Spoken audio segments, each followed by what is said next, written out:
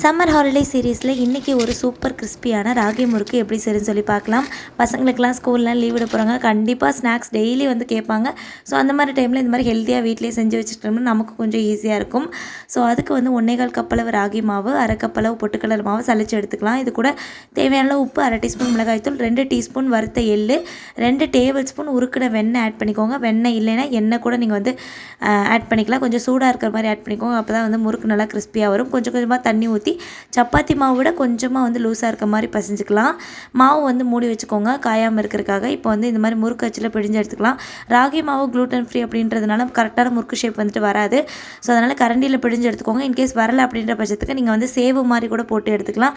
சூடான எண்ணெயில் மிதமான தீயில் பொரித்து எடுத்திங்கன்னா சூப்பராக கிறிஸ்பியாக டேஸ்ட்டாக வந்து ராகி முறுக்கு ரெடி ஆயிரும். கண்டிப்பாக ட்ரை பண்ணி பாருங்கள். செம்ம டேஸ்ட்டாக இருக்கும்.